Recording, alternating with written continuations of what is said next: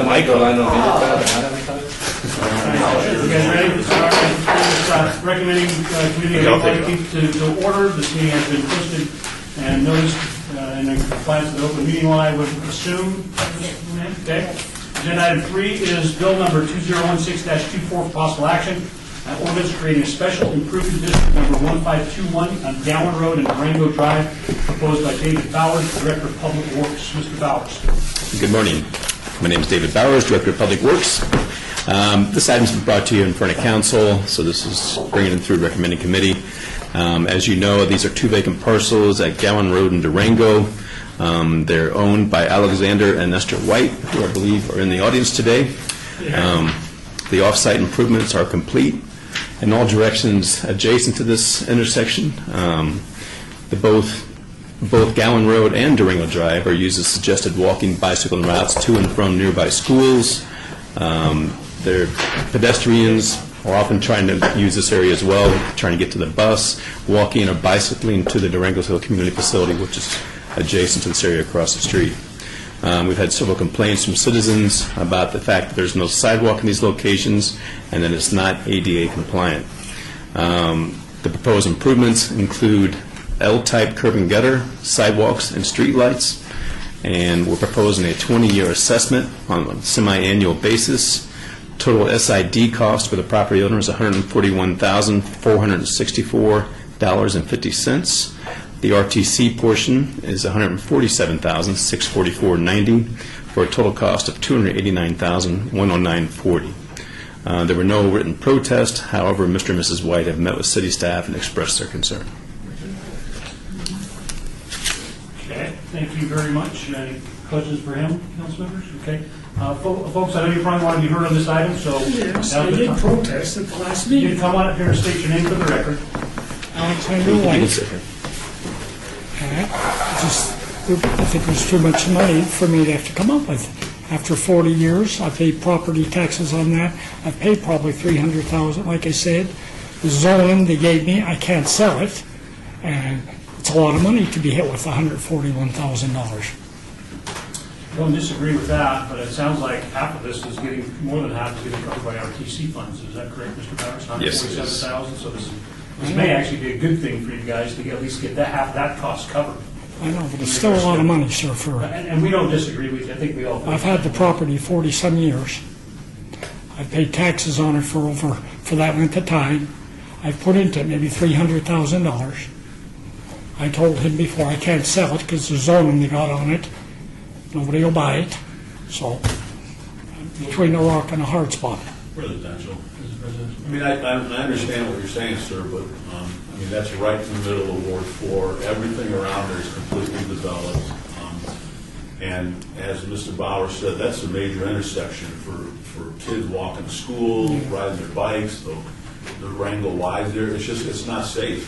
And the property owners are responsible for making those improvements, and you're the property owner. So it's something that it has to be done for the good of that community, and I understand it's a lot of money, but that comes with the purchase of the land. When you purchase the land, I'm assuming you knew you were going to that was eventually going to have to be. No, I thought I was going to sell it after 40 years, but I haven't. Well, yeah, I wish I had any control over that, but I don't. So, and Councilman Ross said, I mean, you technically you should be paying the entire amount, the $250,000, but the RTC is going to chip in and help you out. So I feel for you, but it has to be done. I mean, it's just improvements. And, But the point is, really, I have no say on it because you're going to do it anyway. You understand? Really, that's what it boils down to.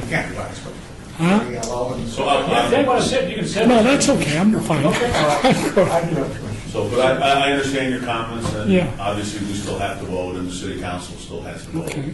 But I'm going to be voting in favor of it. Well, I know you are because I already got a thing from the other place to come over and sign papers. So, I mean, the voting's already, as far as I'm concerned, has been taken care of. No, don't get confused. This is the recommending committee, so any bills eligible for adoption at the city council are first heard here at the recommending committee. So people can voice their concern twice. So you can voice it here at recommending. You make a vote where they send the city council to... I've already got papers from the other part to come over and sign and notarize. Okay. So that's what this meeting's about. Then this bill will go to the city council, the full city council on May 4th. Okay. You'll have another opportunity to talk to the entire council, so we expect to see you there as well. Mr. Chairman? Yes, I want to Councilman. have staff explain to me, because this is a little different for me. On the east side, we don't do much of this, hardly at all, or there's small things. Yes, sir. Explain to me the financials and how the payback occurs. Again, how many years, how much money do you calculate per year, what interest rate? Please tell me. Yeah, you do have options on how long the term can be. We extended this to the maximum 20-year period. And I brought my expert, Alicia Osh, from the SID I want to department. know the fiscal impact on it. So, and the interest rate, It Name depends. for the record first, please. Alicia Au, project engineer for Public Works. The interest depends on what time the index 20 bonds are at the time when the district is levied. So it ranges anywhere in between 5 and 8%. So, and the district would be created over a 20-year period, semi-annual installments, so 40 payments. The initial 30 days, once the district is levied, you can pay back any certain amount without any penalties. And then after that, the principal amount would then be subject to your 20-year Well, assessment. how much money, please? How it would work out is approximately $10,600 annually. Including interest Yes. and... And that's a rough estimate. It depends on what the bids come in from the contractors and stuff too. So this is just a preliminary estimate. And if we stretched it out over a longer period of time, 40, 50 years instead of 20, well- it might be typical, but what about longer? Nevada revised NRS only will allow you to go up to 30 years. And 20 years is what we typically use for the size and scope of project. I recognize that the cash is the problem. Value will increase with the change. That is correct. So the property, I know that, I'm yeah. not speaking here, because I want to make sure that I understand, as I speak, and you tell me I'm wrong. So the value of the intersection goes up, the value of the property goes up. So there's probably a wash, maybe a serious profit for a property over here in the long run. But it's the short run. I might be the same age, but he could... Yeah, I ain't going to see it. I'm 82, so I ain't going to. Okay, well, you're 9 years older than me. The point is, you don't want to face a $10,000 annual payment at this time of your life. It's not that simple. These are not businesses. We're talking about a private residential property owner. Now, at least it's a zone there. But now the question would be is, what can we do to save on the cash flow? I'd like to support this measure, by the way, so I don't get too No, I do. excited. Thank you. But I'm wondering, how can we defer the cash problem? It's a cash problem. I don't even care how wealthy you are. You may not be wealthy, but the point is, at 82, it's hard to come up with $10,000 a year. Huh. Plus 10,000 a year on the property tax, so it's 20,000 So, a yeah, year. it's over. So how can we do this in such a fashion so that the immediate cash, there's not an immediate drain on cash? We've got a capital value increase here. And I'm sure you're going to recognize that. But the thing is can we defer payments for 5 years? Can we do this? Can we do that? Accruing a lien against the property so that there's no gift here. Just what can we do? Stretch the payments and try to find a way to defer, like we do with ranch land, not so much here in Clark, but in the north. You leave it at the lower tax rate, you leave it at the lower value, but you claw back on the values when you do convert it to urban or residential or commercial. So, and you go back all the way and collect that tax, the property tax. Well, in this case, he's burdened with a pretty heavy property tax cash flow. are there any options? What can for we the do? payments? There's the hardship determination. Unfortunately, they would not. It wouldn't be applicable in this case because it only applies to the principal residence, and this land is vacant and not their principal residence. So, a hardship determination would have been possible, but it doesn't apply in this instance. Well, I don't know if that's based on balance sheet qualifications. So, for example, if they got a decent balance sheet, they may not qualify for hardship. But if you look at it from a cash perspective, cash flow perspective, it might be a hardship. And there they don't live on the land, so it would qualify. Is that our ordinance that says that?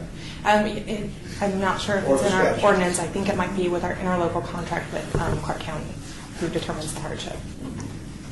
And I think that'd be residences actually living there. And Mr. and Mrs. White, trust us, we're not trying to hurt you. I know you ain't. This is I know it's the law, I understand toughest that. decisions we as council members have to make, special improvement districts, are not popular. Councilman Anthony and I have had to do several in our respective areas that we represent, Yes, and to get roads finished, to get sidewalks in, and then then the public safety concern comes in, and that was my bigger concern with the public safety. Here's what I'll say to you, see what you can do for me, see what you can help me with, okay? That's what I'll say. Okay. Is that fair Yeah, enough? well, I think the 147,000 of the RTC is pretty significant. That funding won't go away. And the bids may come in less to go out there and do that. And I think your thoughts and concerns have not fallen on deaf ears. You've got the Public Works Director and his team here. We get it. I believe it. We get it. And I hope that kind of helps. I'm going to get after him for different zoning. He's the one I got to get after. You have the right to put it in. I already had a girl call, and they gave me the number, who to do, and she's working on the zoning right now. But he's the guy I got to get my corner right here.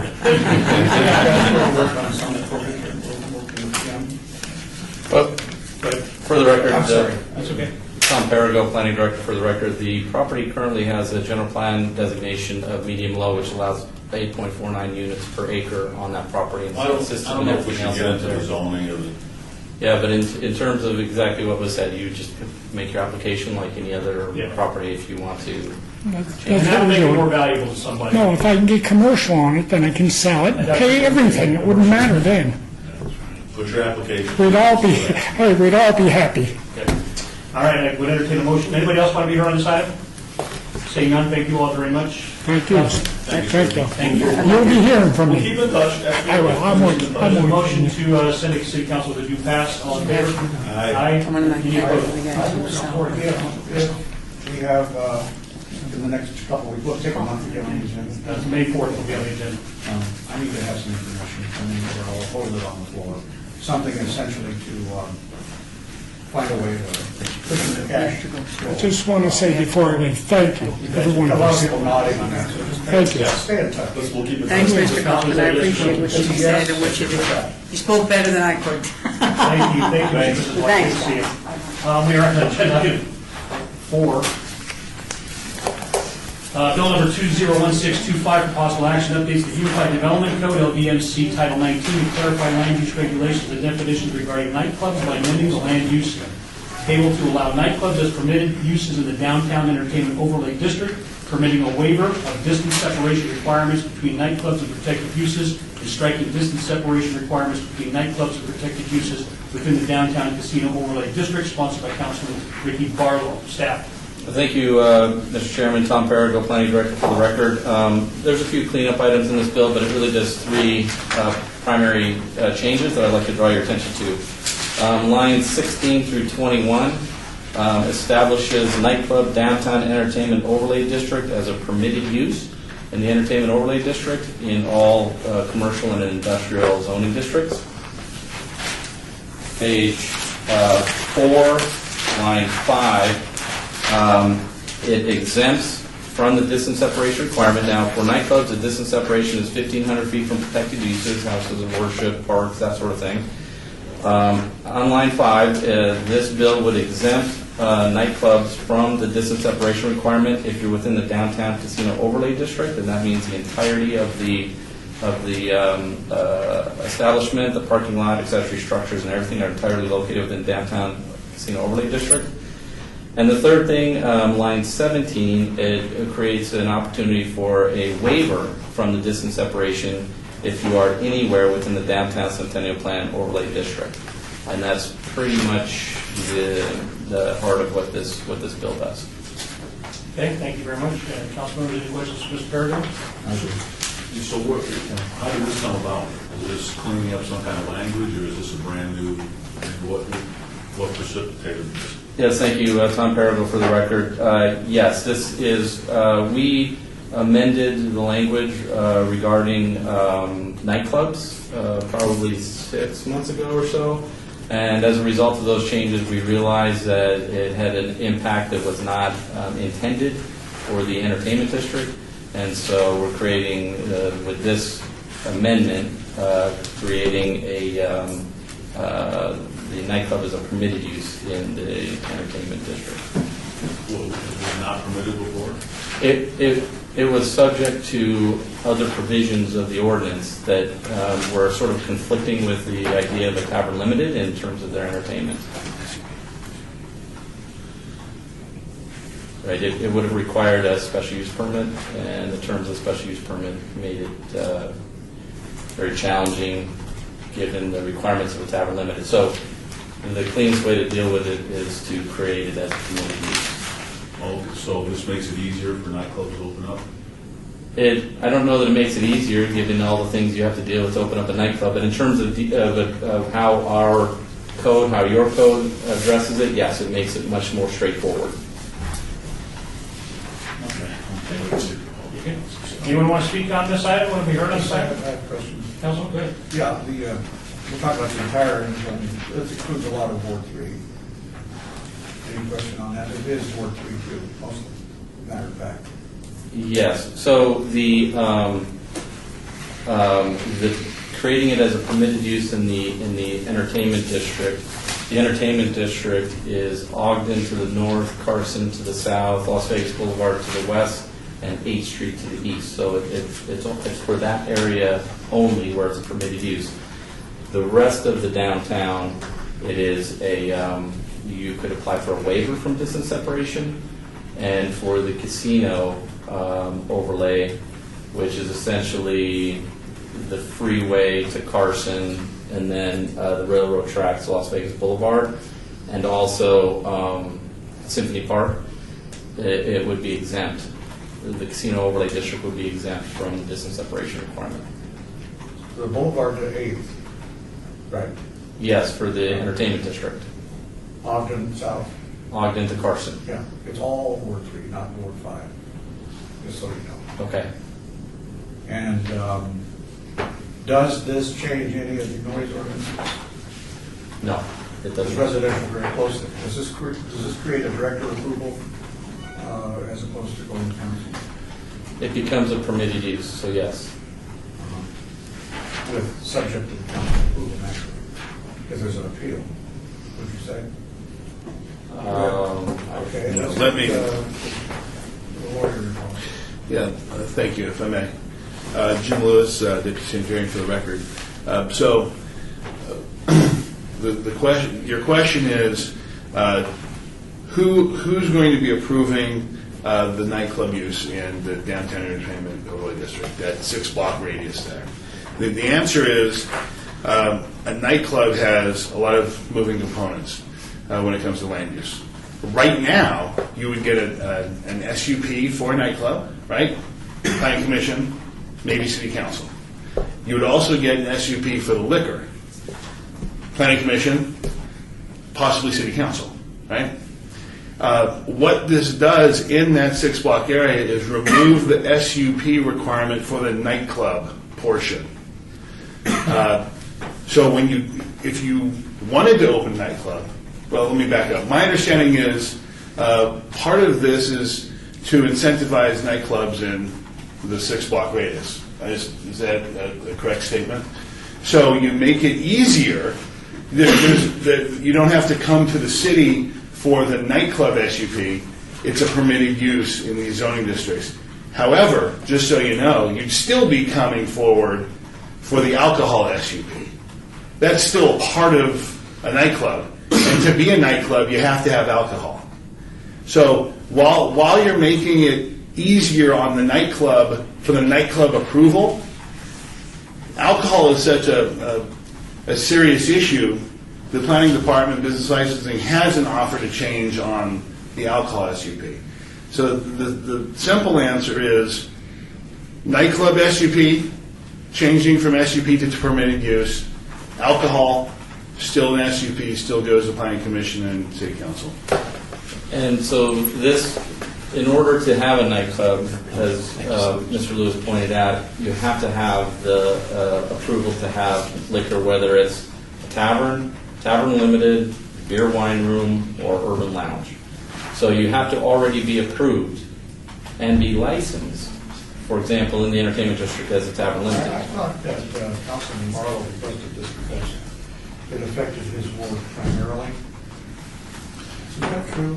I don't believe so. He requested it because he was asked to request it. State your name for the record. He was asked to request it. Alex Dean, Deputy City Attorney. So staff forgot that this was Ward 3 and not Ward 5. This is a text amendment. There's no ward ownership on text. Oh, okay. That's good to know. I'd like to move to obey this for 2 weeks, 4 weeks, so we can have a meeting on this. There's a motion to obey for, what, 4 weeks? Oh, yeah. 4 weeks? Nearest meeting. What will that meeting be? May 16th. To the May 16th meeting, that's the motion on the floor. Anybody else wants to be heard on this? Okay, hearing none. All in favor? Aye. Any opposed?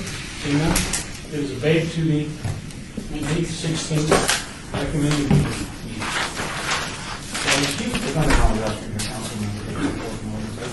We'll move on to agenda item Shall be recognized by somebody. number 5. This is bill number 2016-26 for possible action updates the LVCC chapters 20.04 and 20.08 pertaining respectively to the city's flood control master plan and flood hazard protection, proposed by David Bowers, Director of Public Works. Mr. Bowers. Good morning, thank you. My name is David Bowers, Director of Public Works.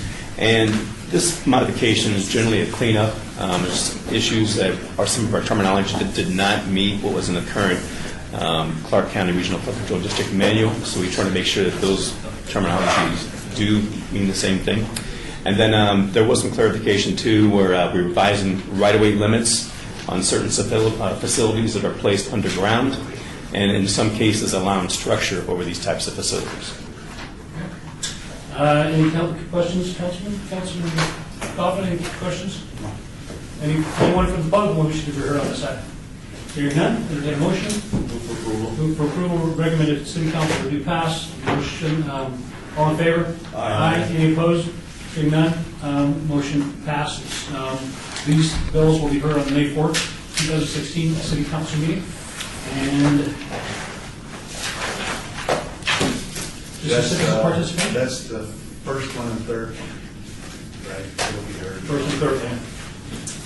And then this is citizens' participation, public comment during this time. This portion of the agenda must be limited to matters within the jurisdiction of the committee, with no subject being acted upon unless the committee wants to. Does anybody from the public want to talk at this time? Mr. Arnold? Have a chance. Maybe you're a target. Okay, hearing none, this meeting's adjourned. Dave, can you talk about Gloucester?